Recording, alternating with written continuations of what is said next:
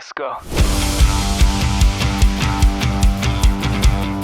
La iniciativa que ha tenido el Teatro Victoria me parece muy bien porque nosotros, viendo ayer que iban a abrir antes, hemos venido y vas conociendo gente de este mundo, vas hablando con gente.